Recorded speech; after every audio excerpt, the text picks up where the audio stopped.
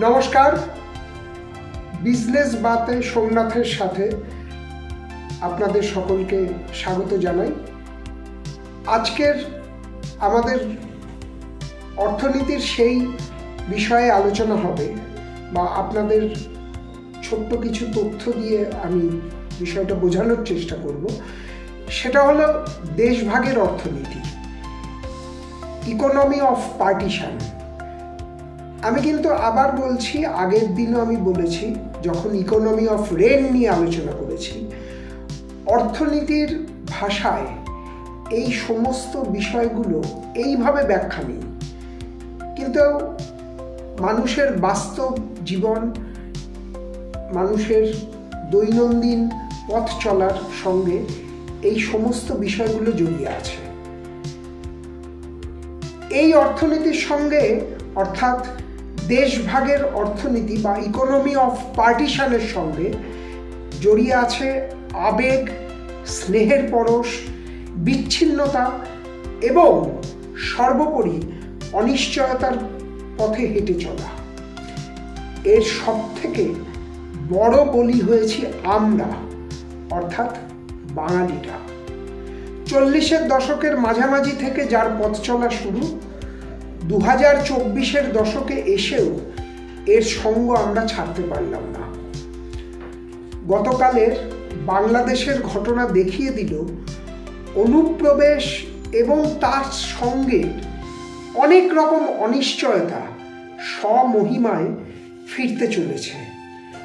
আজ সারাদিন যা ঘটে চলেছে প্রতিবেশী দেশটিতে, তাতে এক ধাক্কায় বাংলা ভাষা এবং বাংলাভাষীদের ওপর পরিকল্পিত আক্রমণ ধীরে ধীরে নেমে আসছে বলে অনেকে মনে করছেন। এই আক্রমণটা কিন্তু আপনি বিভিন্নভাবে দেখতে পাবেন। এর মধ্যে জাতি, ধর্ম, বর্ণ যেমন মিলিয়ে একটা জিনিসটাকে গুলিয়ে দেওয়ার চেষ্টা করা হবে, তার সঙ্গে যেটা ভয়ঙ্কর রূপে উঠে আসবে সেটা হলো নিজের ভিটে মাটি হয়তো আবার কিছু মানুষকে ছেড়ে এদিকে ওদিকে ছুটে বেড়াতে হবে। এক কথায় আমরা ফিরে যাচ্ছি সেই 40, 42, 45, 47, 50, 52, এমনকি 70-এর দশকের দেশভাগের যন্ত্রণার দিকে। রাজনৈতিকভাবে কি ঘটছে, ধর্মীয়ভাবে কি ঘটছে, শিক্ষাগতভাবে কি ঘটছে, তার দিকে কিন্তু আমরা যাচ্ছি না। সেটা দৈনন্দিন সংবাদের বিভিন্ন সংবাদ মাধ্যমে আপনারা দেখতে পাচ্ছেন। কিন্তু আমি সেই অর্থনীতির সেই দিকটা বলছি যে দিকটা একটা অনিশ্চয়তার দিকে চলেছে। আমরা যেমন দেখেছি যে বিগত দিনে, অর্থাৎ অতীতে বহু আগে যাদের এই অভিজ্ঞতা ছিল, আমার ছিল না, কিন্তু আমি আমার পরিবারের বা আমার পারিপার্শ্বিক বহু মানুষের শিক্ষা থেকে নিজেকে শিক্ষিত করেছি, জেনেছি এবং এখনো জানছি যে দেশ ভাগের পর কি এক যন্ত্রণায় তাদেরকে থাকতে হয়েছে এবং এখনো তার রেশ চলছে। আমরা পৃথক হয়েছি, অর্থাৎ এই সমগ্র অবিভক্ত ভারতটা ভাগ হয়ে গেছে 1947 সালের 15ই আগস্ট। দুর্ভাগ্যক্রমে আজ যা ঘটছে সেটা কিন্তু এই আগস্ট মাস। সময়টা হয়তো দুদিন আগে কিংবা দুদিন পরে। আজকে দেখতে পেলাম আমরা যে একটি দেশের প্রধানমন্ত্রীকে, নির্বাচিত সরকারকে তার দেশের জনগণের, এক শ্রেণীর জনগণের, এক বিরাট অংশের জনগণের ক্ষোভের শিকার হয়ে পালিয়ে যেতে। কিন্তু এ তো কারা পালালেন? হাতে গোনা 1জন 2জন। আপামর জনগণের কি হচ্ছে, কোথায় যাচ্ছে এই সমস্ত, এই যে সাবকন্টিনেন্টের এই যে সমস্ত অঞ্চলের অর্থনীতিটা একটা সিস্টেমে চলছিল। বাংলাদেশ তার মতো এগিয়ে চলেছিল, উন্নতি করছে, যেমন আমরা এগিয়ে চলেছি। কিন্তু আজকে যে পরিস্থিতিটা তৈরি হলো, আমরা যার সম্মুখীন হয়েছি, এর প্রভাব কিন্তু অন্তত বাংলা বা পশ্চিমবঙ্গে কিন্তু পড়তে চলেছে। আমার সঙ্গে হয়তো অনেকে দ্বিমত হবেন, অনেক রকম কথা বলবেন, কিন্তু যে অবস্থা হতে চলেছে এবং সেখানে জাতি, ধর্ম, বর্ণ নির্বিশেষে তথাকথিত শিক্ষিত মানুষের কিন্তু টিকে থাকা একটা কঠিন দিকে এগিয়ে নিয়ে যাচ্ছে। রাষ্ট্র ব্যবস্থায় রাষ্ট্র যেভাবে চলবে সেটা তার ক্ষমতার অলিন্দে থাকা মানুষজন ঠিক করেন, কিন্তু এই দেশ ভাগের বা ইকোনমি অফ পার্টিশন, দেশ ভাগের অর্থনীতি মারাত্মক এফেক্ট আবার ফেলতে চলেছে। আমরা সেই জায়গাটা নিয়ে একটু আলোকপাত করছি আপনাদের মধ্যে।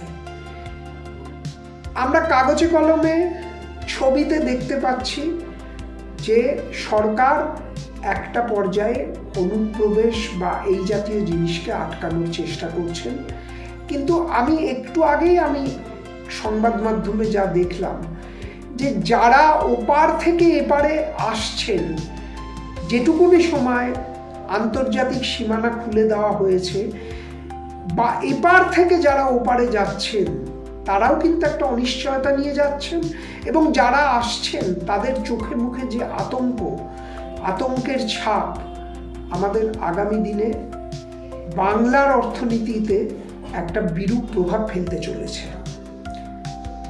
আমরা যারা দেশ ভাগের বলি হয়ে এই বঙ্গে চলে এসেছি, বা আমাদের পূর্বপুরুষ, মানে এটা কোনো ব্যক্তিগত ব্যাপার নয়, আফটারঅল তারা বাঙালি, সেখান থেকে এক ভয়ঙ্কর সমস্যার জন্ম নিয়েছিল। বহু মানুষ আজও রুজি রোজগারের তাগিদে ঘুরে বেড়াচ্ছেন এই বাংলার, অর্থাৎ পশ্চিম বাংলা তথা ভারতের মাটিতে। তাদের জীবন এখনো কিন্তু অনিশ্চয়তার ছায়ায় ঘেরা রয়েছে। এই ইকোনমি অফ পার্টিশন বাংলা তথা ভারতবর্ষের একটা বৃহৎ অংশে, আসাম, বাংলা এবং উত্তর পূর্বের কিছু কিছু জায়গায় এক নতুন জিনিসের জন্ম দিয়েছিল, যার নাম হকারি শিল্প। মাফ করবেন, হকারিকেও কিন্তু আমরা শিল্পের মর্যাদা দিতে এখনো অবধি পারিনি। যারা হকারি করে চলেছেন দীর্ঘ সময় ধরে, তারা কিন্তু এখনো মর্মে মর্মে বুঝছেন যে ইকোনমি অফ পার্টিশন বা দেশভাগের অর্থনীতি তাদেরকে কোন জায়গায় ফেলে দিয়েছে। মানুষ বিভিন্ন কারণে রিফিউজি অর্থাৎ শরণার্থী শিবিরে আশ্রয় নিয়েছেন অতীতে। আমাদের কি আগামী দিনেও এরকম শরণার্থী শিবির দেখতে হবে?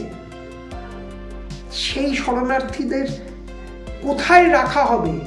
তাদের আগামী দিনের ভবিষ্যৎই বা কী হবে? যারা যেভাবে যে জিনিস ফেলে আসছেন, এবং তারপরে আমরা দৃশ্যশ্রাব্য মাধ্যম অর্থাৎ টিভির মাধ্যমে দেখতে পাচ্ছি যে লুটতরাজ, যে দাঙ্গা হাঙ্গামা চলছে, এর শেষটা কোথায়?